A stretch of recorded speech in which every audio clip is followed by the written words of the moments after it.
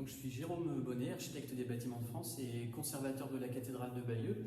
Donc, à ce titre, je suis responsable donc, du patrimoine de la cathédrale et je suis chargé unique aussi de sécurité. Et j'effectue des travaux de maîtrise d'œuvre sur la cathédrale pour la réparation et l'entretien de la cathédrale, mais aussi je suis côté maîtrise d'ouvrage pour les grands travaux.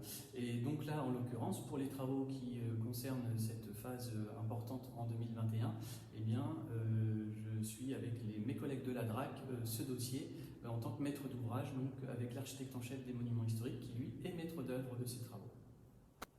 Donc la grande opération qui concerne la cathédrale de Bayeux, elle est assez exceptionnelle puisque donc, elle concerne la restauration de toutes les parties hautes du bras du transept de la cathédrale et qui comporte notamment 8 baies.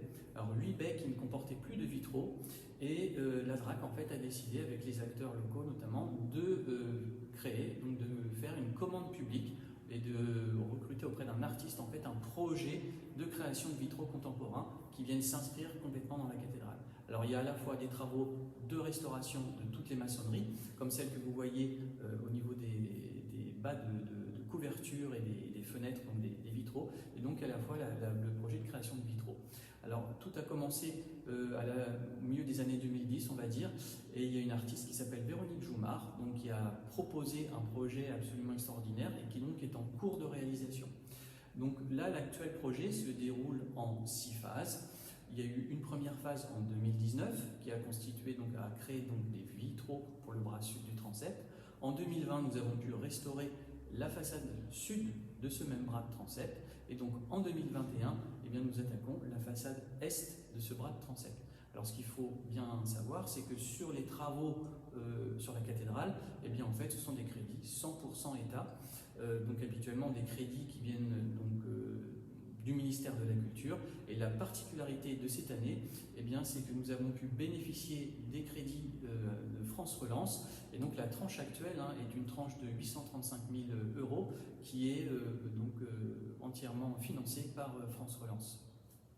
Alors le caractère exceptionnel de ce chantier vient du fait notamment de la réalisation d'un ensemble de fenêtres gothiques complètement nouvelles. En fait, c'est une recréation puisque ces ensembles de décors gothiques ont disparu au début du 19e siècle, donc ça fait 200 ans. Et là, en 2021, eh bien, on restitue ces grands ensembles. Alors vous voyez, ce sont des très très grandes baies qui ont des dimensions très importantes et les techniques du Moyen-Âge sont réutilisées, notamment pour ce chantier. Par exemple, l'assemblage des pierres est réalisé avec des coulages au plomb et avec des techniques de mise en œuvre tout à fait traditionnelles. Et ça, c'est hyper important aussi, la promotion du savoir-faire de nos entreprises et de nos compagnons qui travaillent notamment la pierre.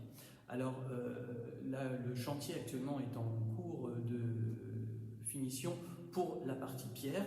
Et là, en fait, on va arriver au sommet de la baie et je dirais que ça va être la pose de la dernière pierre et c'est un moment un peu crucial puisque en fait la pierre va venir en emboîtement dans la partie haute qu'on voit ici et c'est un exercice un peu difficile et donc le 17 septembre prochain, eh bien, ce sera l'achèvement de cette partie maçonnée.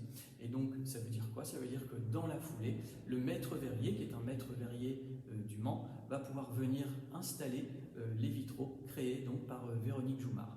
Alors, au niveau de l'entreprise qui a travaillé sur la pierre, donc c'est l'entreprise Lefebvre de Giberville, donc une entreprise normande, et ce sont des personnes qui sont vraiment qualifiées. Alors ce qu'il faut bien comprendre aussi, c'est qu'il y a assez peu de personnes qui travaillent en même temps sur le chantier, ils sont 4-5, mais c'est comme au Moyen-Âge. En fait, il ne faut pas imaginer un chantier avec plein de personnes, mais c'est vraiment en fait un enfilement de petites étapes et qui permettent de faire de grandes choses.